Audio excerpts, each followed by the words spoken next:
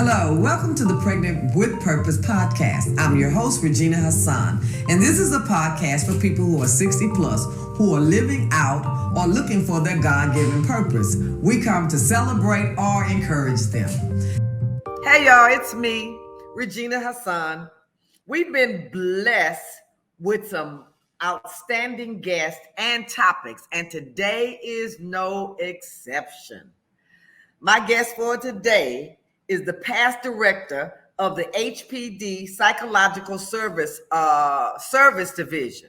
As a licensed clinical psychologist, she has 34 years of counseling experience, 20 years in law enforcement, and college-level teaching experience as an adjunct professor at Houston Baptist University and the University of St. Thomas. She earned her PhD from Louisiana State University. And just a little something I know about her is my next guest, if you asked her how she's doing or how she's feeling, she's going to give you one word: amazing. And that best describes her. Y'all, please help me welcome Dr. Verdi Letherman. Hi, Dr. Letherman. Good afternoon. Thank you. Thank you for having me. Thank you for being here. Today's show, I wanted to focus on mental health. And I feel like that this is such an important topic, and mental health for people 60 plus. I think this is such an important topic that we're going to have. This is going to be a two-part series. And today we'll be doing part one, and we'll have part two for you the following week. So let's get started, okay? I'm ready. You ready? First of all, tell us. I spoke a little bit from your bio, but tell us about Dr. Verdi Letherman and how you got started in this field of psychology. Ooh. Okay. All right. I have two answers. Okay. One answer is that as a young teenager, I was faced with a death in my family that no one would talk about. My grandmother was dying, and everybody was whispering, hush, hush, but nobody would just talk about the fact that we all knew she was dying. And as a teenager, I thought that was weird and dumb because I thought we should be able to talk about anything. So in my little mind somewhere, I just thought this is weird and dumb, kept living as a teenager. 10 years later, I entered graduate school. But at that moment, I think that was one of those forks in the road where something inside of me realized people should be able to talk about anything without hesitation, without reservation, without feeling shamed or condemned. Part two answer is God, in his infinite wisdom, knew that I needed to hear the very same things that I was telling my clients. So if I had to say them over and over again, then I would have to listen to what I was telling them. So I would practice what I preached. And so with the sense of humor that he had, he made sure I listened to what I said to my own clients, and I genuinely practice what I preach. I can really relate to his sense of humor. Yes. I can really relate to that. Absolutely. That you think that you're giving somebody else the message, and it's like all of a sudden you just stop and say, "Oh, this for me. You're talking to me." Yes.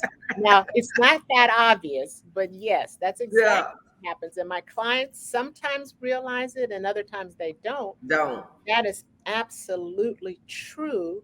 And I think that's what keeps me grounded in reality, that life happens to all of us. It happens to all of us. That's good. That's good. Yes, ma'am. I love that. Why do you think, tell us why you think that mental health is so important for people 60 plus? Why is mental health, or being healthy mentally, if I could say it like that, why do you think that's so important for people 60 plus? Because it sets the tone for everything. Our mind, our brain is the catalyst for everything that follows. I'm a sports nut. And one of the basketball players has a quote that says, train the mind and the body will follow. The body does what the mind tells it to do to the ability that it can. Right. So often we just don't tell our body to do. A perfect example, I exercised this morning before 6 o'clock. I Wow. never do anything before 6 o'clock. But I Wow. told my body, get up. We're going to get on the elliptical, be quiet. And it did. And we finished our workout. Wow. That makes me feel bad. No. And see, that's the answer. That's the part two answer. It's Okay. so important also because of our perception. We look at the body first as the culprit for what happens to us after 60, Okay. rather than focusing on our mind and That's what good. happens after 60. That's good, Dr. Leatherman. That's good. That makes a lot of sense. That makes a Yes. lot of sense. And commercialism would have you focus on your body. Correct. Am I sagging? Am I wrinkled? Do I need cellulite? Do I need more makeup? Do I need versus Right. what am I telling myself about exactly what I have right now? Exactly. It makes Oh, it that's good. It does. That makes so much sense. That makes so much sense. Um, do you think it's easier or harder for folks over 60 to admit to and obtain therapy? To admit that they are in need of it and obtain it? Or do you think it's easier because, well, I'm 60 plus, I've tried everything else, might as well try this? What do you think about that? No, I think the 60 plus generation, most of us are baby boomers. And baby boomers were taught pick yourself up by your bootstraps and handle your business. And handle your And business. don't raise your hand and say help, and don't raise your hand and say I can't do it. Right. Pick yourself up and handle your business. And too often people think when they come to counseling, they are admitting defeat, weakness, incompetence, inadequacy versus I just need some help. Say that again, Dr. V. I think you just need to really, really Yes. talk about that some more, Right. because that's really going on, not with just 60 plus, Right. but with certain cultures, even with certain genders. Yes. That's the mantra that's being said in the mind. So please Absolutely. And I expound on that for me. got it. I have somewhat of a standard introduction when I start a session. And part of that introduction is I've sat on both sides of the sofa. Most of the time, I sit in my therapist chair, but I've been on the sofa because I needed some support. I needed some help. And I want my clients to understand the therapist can get therapy and the therapist needs therapy. So Right. don't put a stigma on getting therapy. Instead, put your focus on getting the help you need when you need it to navigate life circumstances well, because they're just circumstances. And so I always want my clients to know that I know what it feels like on that sofa because I've been there. And when I need to go again, I'm going to be back on the sofa. Mm, mm. No And shame to my name. And that really speaks to the stigma. I'm glad you brought up, the stigma that is that comes with therapy.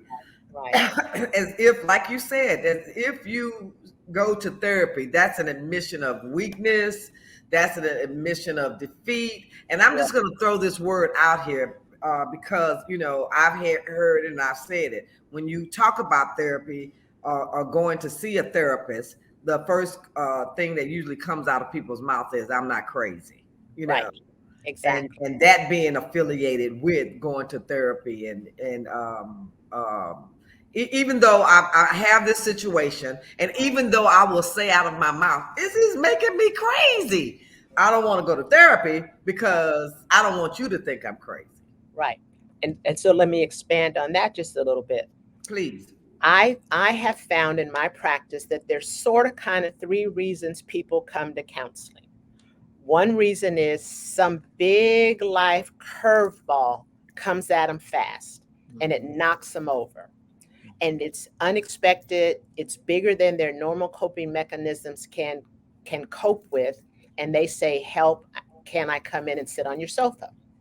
Number two, sometimes people come to counseling because several mild to moderate things happen in a short window of time. Any one of them alone, I would have handled just fine. But when you throw them all together in a short space of time, my normal coping mechanisms are overwhelmed. And if we think about job layoffs, pandemic, deaths, illnesses, marital difficulties, all in a short window of the pandemic time frame, that's a lot. But any one of those I could have coped with on my own reasonably well. And then number three, everybody doesn't cope the same way. Right. My coping skills and your coping skills and someone else's coping skills aren't equal. And sometimes I face a situation that I'm just not good at coping with. I may handle illnesses marvelously well, but Right. financial problems may throw me for a loop more than someone else. Right. So, in Right. my experience, those are the kinds of things that people come to counseling for, and the kinds of things we should give ourselves permission to recognize we're not made out of steel. We don't have all the answers, and sometimes we do need help. Right. And I think about the response I've gotten from people that I know and care about when I've said, well, maybe you should consider counseling or maybe you Right, should consider therapy. And the response I've gotten has been like, I have just said, maybe you should give me one of your kidneys or, maybe it's like, I've had people question, why do you think I need therapy? You you right, you, you think something wrong with me? right, I've seen it where there have been couples that are in need of couples therapy, but right, they feel like for them to go, there's always one that feels like, well, I don't really need to go. The problem came from the other person. Why right, do I need to go right. when they're the ones with the problems? Exactly, Same exactly. thing with same thing with drug counseling. We have people that come in and their family members don't want to be involved in any of the counseling or the therapy because they say, I don't have a drug problem. Right, Why I got to see a counselor? I'm not coming to that counselor. I'm not coming to a family therapy because it's not my problem. right, Which we all know that any type of mental illness or mental health disorder or any type of substance use disorder affects everyone. absolutely. It's like somebody said, it's not a shotgun. It's a grenade. It blows up everywhere. Right, exactly. And one of the things, oh, let me say this disclaimer. All therapists are not created equal. Correct. And Correct. I have to make that disclaimer. Right. All therapists are not, so therefore everyone's experience with different therapists won't be the same. Right. But I am tickled so often when my clients come in with this look on their face like, what have I gotten myself into? And then they leave with this look that says, that wasn't so bad. It wasn't so bad. I'm glad I came. But That wasn't so bad. that initial facial expression says, what am I doing here? Here. But they leave so often thinking, not only that wasn't so bad, but I'm glad I came. I'm glad I came. I'm I know glad. that was my experience when I came to see you, Mhm. Dr. Leatherman, was, I'd been in therapy before. I'm a drug counselor myself, so I Gotcha. knew the benefits, but I still had that, it's something that goes through your mind of, I'm more concerned of what you're going to think of me. Like you're the therapist that you're gonna label me Right. at the bottom. You're gonna label me too far gone. You're gonna label me, I can't do nothing to help this one. Right. That was going on in my head, just Right. real talk. But you're absolutely right. By the time I got through, I was like, wow, I'm glad I came. Mhm. I'm Yeah. so glad I came. And each of us has our strengths and our weaknesses. And one of my strengths is I will raise my hand in a heartbeat and say help. And it has nothing to do with, is it my car or electronics or technology or my exercise or my eating. I will raise my hand in a heartbeat and say, please help me. And what you think about me for asking for help, that's on you. Right, I exactly. can't control your response. I can Right, only control my actions. And I would rather be helped than frustrated, or be helped rather than mess it up or don't get what I need. right, right. And again, that So many people need to hear this, Dr. Leatherman, especially in this time of the pandemic. I share with you that people are now saying, "Oh, there's so much talk about mental health. We're seeing so many problems in mental health, or so many issues come up in mental health since the pandemic." And they were there before the pandemic, is what I've been saying. It's just that the pandemic has shown a light on it. But reality was there was always mental health issues going on in our communities, in our families. There were always these things going on, but we didn't talk about it like your family with the death. We didn't talk about it. We didn't discuss it, nor did we seek any type of professional help. and the mental health market right now, the mental health field is flooded Flooded. because because not only were they there pre-existing, but they have multiplied. They have Mhm. expanded because it's like I said, that window that's small, but there's so many things happening at the same time. And Time, right? people are not geared to cope with that much stress in a short window with so many different factors involved. That's not how we're wired. Right.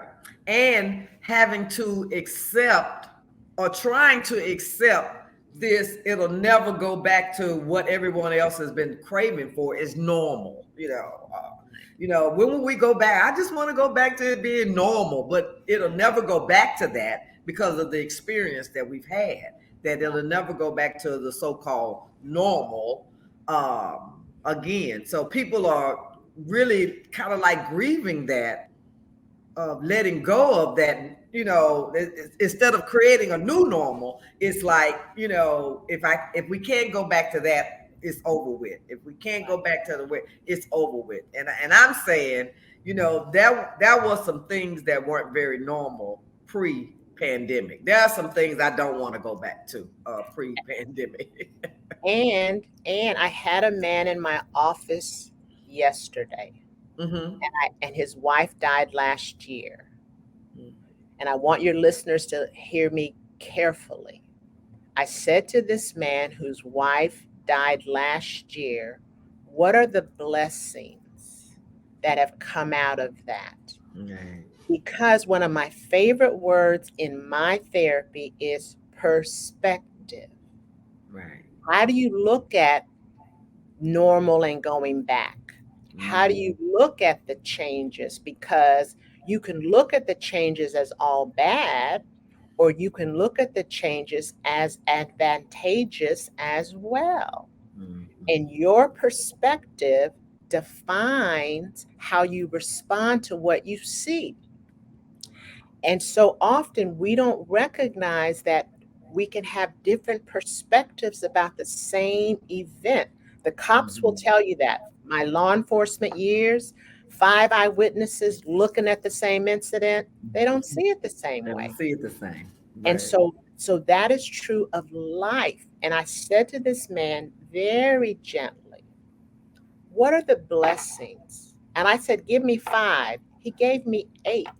It Wow. was all said and done because he was able to recognize that even though he missed her, even though he would prefer that she were still here, he is able to identify blessings that have followed her death. Mm-hmm. And that is, in that most extreme circumstance, imagine if you could do that on smaller things, on things that are less painful. Just shift your focus. and just see a little different angle on what you're looking at. And ultimately, my practice is a faith-based practice. So I ultimately want people to understand what's God's perspective Mm. on a given circumstance. And when you can look at it from God's perspective, you might feel and think differently. Wow. Same Wow. circumstance, Same but it's circumstance. same circumstance, but it's just a different perspective. If I can share a little quick story, Go ahead.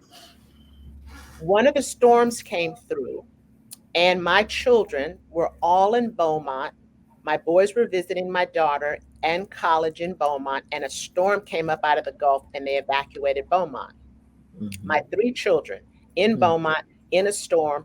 My husband and I are in Houston, 90 miles from our children, and Mm-hmm. they've got to commute back from Beaumont.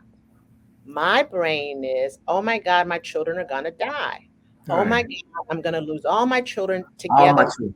all my children at once. I had enough sense to pray. I had enough sense to say, God, what's going on? And in the middle of my freaking out, he said to me, no, no, no, no. They're not going to all die.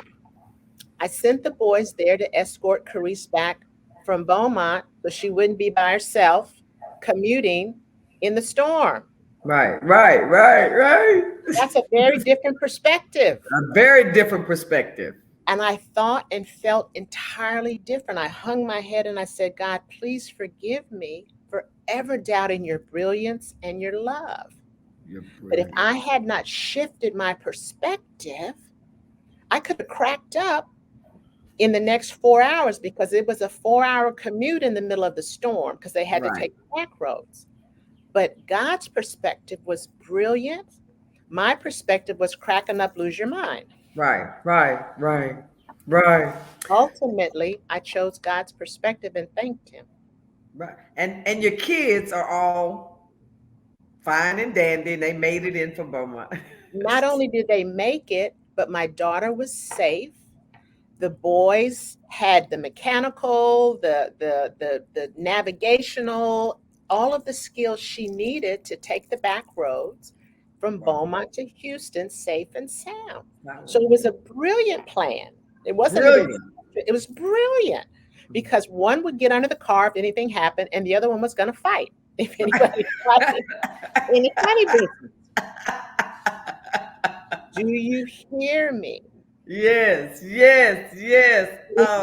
But if we don't let go of our perspective, we overreact and unnecessarily panic, and we're not able to receive what God is trying to give us. Wow. Now that right there, the holding on to the perspective and the panicking. Oh, oh, Yes, we're all it brings guilty. so much. It brings so much. Like you said, the only thing you can do is hang your head.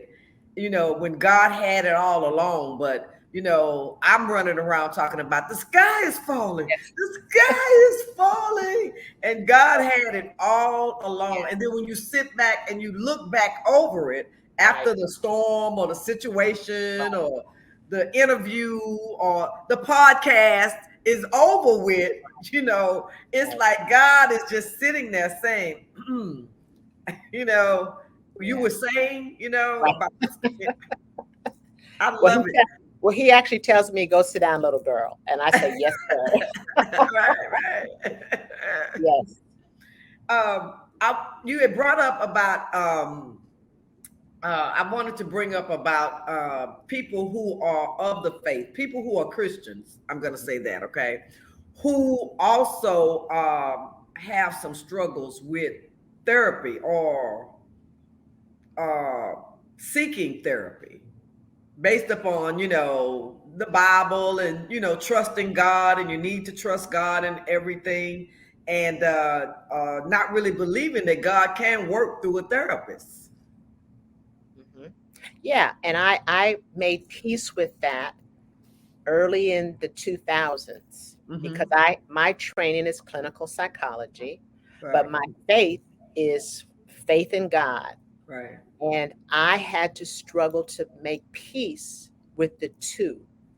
And what God showed me was that just like with a man and a woman, and two shall become one. One. So I have been able to integrate my psychology background with my faith in a way that merges the two powerfully. Wow. And it doesn't mean if you come into my office, we're going to talk scripture and quote the Bible, and Right.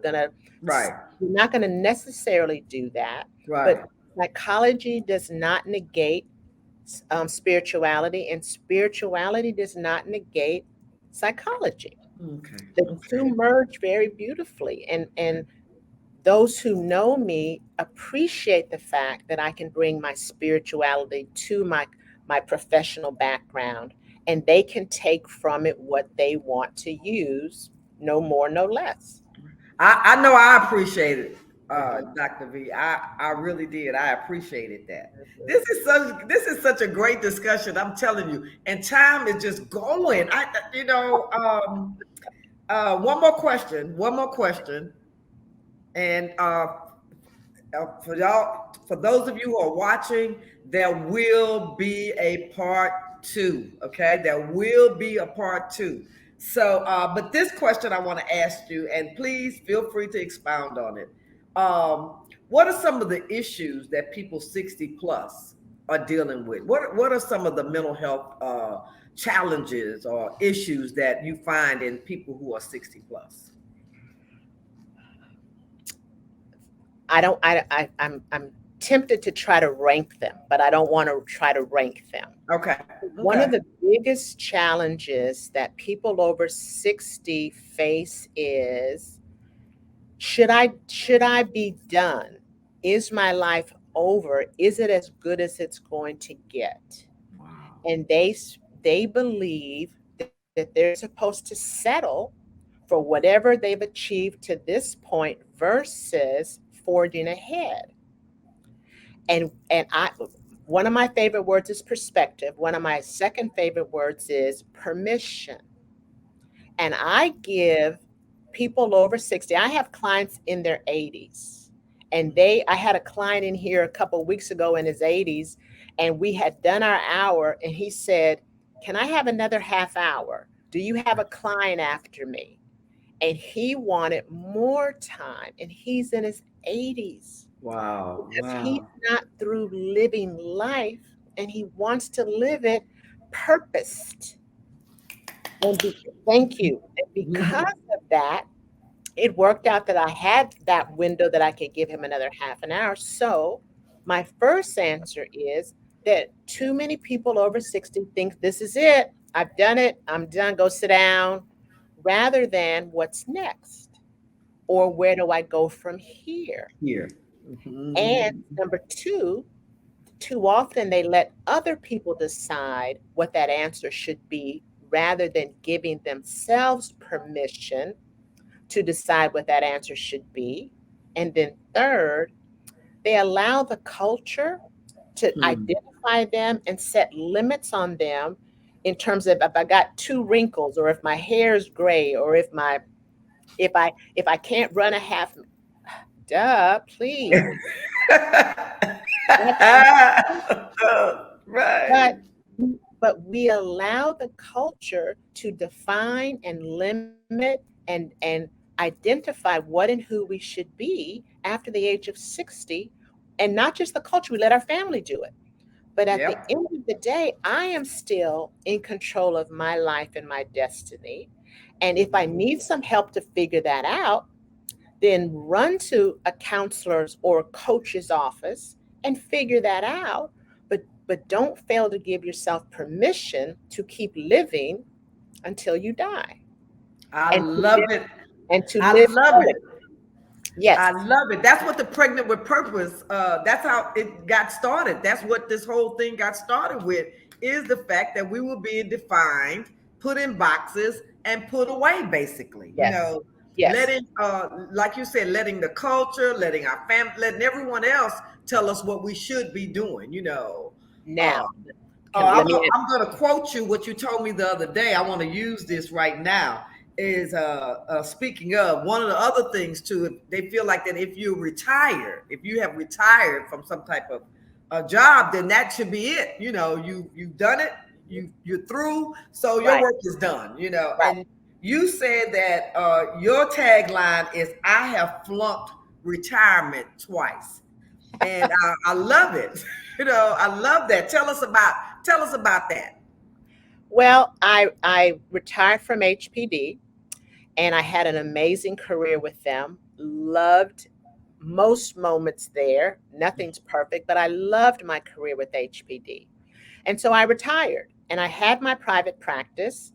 And I thought I would just do a part time private practice and live happily ever after. Well, then I started teaching. Right, I right. started teaching after I retired. So that was my second career. I loved the college atmosphere. I loved the two campuses that I worked for, but that was a lot of work. Mm-hmm, And I mm-hmm. decided that to do that much work after I retired wasn't what I wanted to spend quality time doing. Okay. So then I stepped back from that. And now I'm maintaining my private practice, which is expanding Mm-hmm. day by day. But Yeah. I consider that I was retired, came out of retirement, retired again, and now I'm out of retirement, but I'm doing the things I love. I'm doing the things that bring life to me, give me meaning and purpose to get out of the bed in the morning. And if I can slide in one more answer to the plus 60 challenges, Mm-hmm. the other challenge is that there is decline. We are not who we used to be. Right. Yeah. We're not supposed to be who we used to be. But if we don't fight back, if we don't resist that, we will decline even faster. My brother told me years ago, you've got to work harder just to hold what you've got. Wow. And post 60, we do have to work harder to hold what we've got. And whether that's exercise or mind stimulation or games or just whatever the challenges are that force our bodies to keep working to their optimal ability, we do have to work harder because there is decline. Mm-hmm. And so we have to admit that, but we don't have to be crippled by that. Right, right, right. Dr. Leatherman, this has been great. This part one, this has been fire. This has been fire. Good. Uh, I, Glad. I look forward to part two. I ask you all to please, please, please. There will be a part two. This episode, this podcast, which is episode number 5, will actually be available Monday, April the 19th. And then the following Monday will be the part 2. So, Dr. Leatherman, for right now, I say thank you. And I look forward to us continuing our discussions. And for all you out there, don't forget my favorite tagline. Oh, I almost forgot. You know you're old. You know you're old segment. It's going to be real simple today. You know you're old when you're sending an email and you start out your context of your email saying, please see attachment, and then you don't attach.